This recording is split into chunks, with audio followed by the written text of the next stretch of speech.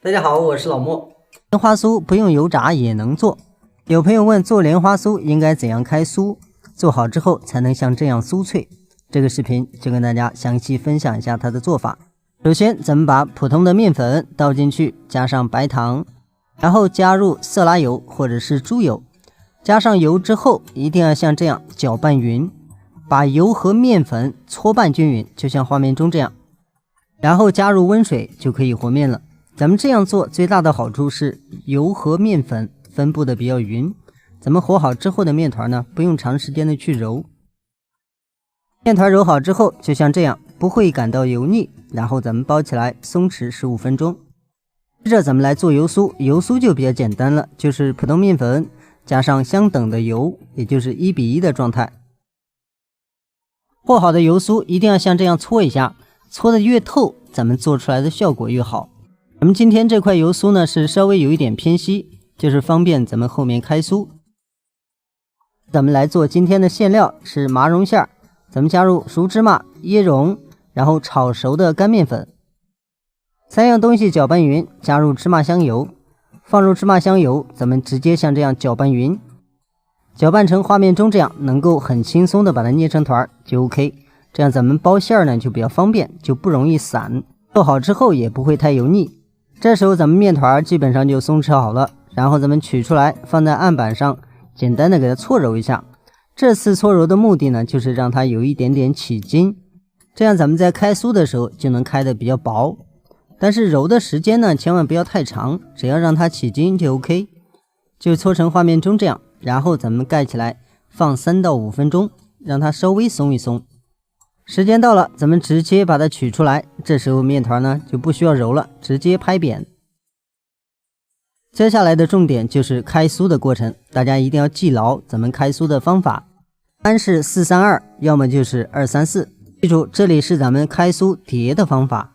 前期把麵擀成這樣的圓餅，然後包上油酥，這也是咱們大包酥的基本操作。放上油酥之後，像捏包子一樣，咱們給它捏上就 OK。這裡唯一的一點要求就是咱們包好之後呢，這個底上不要有漏的地方，省得把油酥擀出來。包好之後，下面一定要撒上一點乾粉，不然它會粘在上面。然後用手按一按，給它按平，再用擀面杖輕輕的擀。在擀的時候呢，不要太重，因為咱們今天的油酥呢有點稀，所以說擀得太重呢，容易像這樣跑出來。然後咱們開始疊酥，疊的時候呢，就把兩邊折到中間，讓它分成一個等份兒，有漏油酥的地方一定要包在裡面，這樣能夠再次給它加上一層膜，它就不會往外跑。兩邊也要給它拉平，盡量保持一樣的大小。然後把另外一邊直接折過來，這樣咱們的4折就完成了。完成之後，用擀面杖先壓一下，讓它粘牢，這樣它就不會開。如果家裡有走錘，還是建議大家用走錘來開酥，那個是比較方便，比較好使力。用這種擀面杖擀的話，咱們慢一點，不要着急。然後擀平之後，咱們翻過來，因為它下面有漏油酥的地方，一定要給它包在裡面，折上3折就 OK 了。然後咱們用走錘呢，也是同樣的方法，像這樣先壓一壓，壓平，然後再擀。這次擀開之後，咱們可以再疊一次，疊2折就 OK。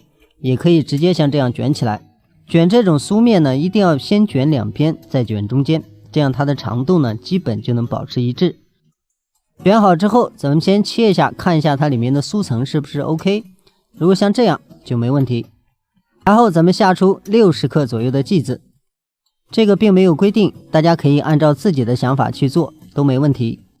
切好的劑子一定要繼續蓋一下，蓋5分鐘，讓它稍微鬆一鬆。稍微鬆弛一下的目的就是咱們包的時候呢，不容易把上面一層給粘掉。然後咱們在捏這個劑子的時候，大家要注意，就把中間這裡輕輕的按一下，然後把兩頭攏起來就 OK 了，不需要給它包得很嚴，只要另外一面保持光滑，輕輕的給它按扁，這樣就 OK 了。接下來在擀面皮的時候，稍微注意一下，不要擀得太薄，一定要稍微偏厚一點。這樣咱們做出來的蓮花酥呢，它就會比較飽滿，不會太扁。另外咱們在包餡的時候稍微注意一下，不要塞得太多，然後按壓這一下呢，不要太重，省得把下面按薄。然後直接兜口給它兜上就 OK 了。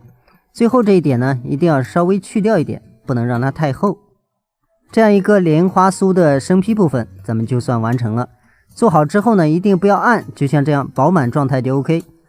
全部做好之後，用刀在上面劃上口，在劃口的時候記住不要劃得太深，也不要讓它們粘在一起，太深的話它咧的口太大就不好看。全部切好，就像咱們畫面中這樣就 OK 了，咱们就不需要再做處理，直接把它放入烤盘。放进烤盘的期间，一定要提前把烤箱預熱。預熱的溫度呢，上火170，下火180。預熱好之後放進去，用180度烤20分鐘。時間到了，直接取出，咱們蓮花酥就算做完了。做好的酥餅一定要稍微放個幾分鐘，它的酥脆度就能出來。大家可以看，咱們輕輕的一捏呢，它就能碎掉，就是這樣一個狀態。我們在家裡做容易發硬，或者是酥層不好，最主要的原因是面和得太硬，稍微偏軟一點就 OK 了。今天的配比：中筋麵粉100克，白糖準備20克，然後熟麵粉準備20克，炒熟的芝麻碎準備20克。當然咱們也可以換成其他餡料，然後還有椰蓉準備15克，酥用的色拉油30克，麵粉30克，溫水準備70克，不要多也不要少。咱們的視頻就到這裡，再次感謝您的支持和觀看，咱們下期視頻再見。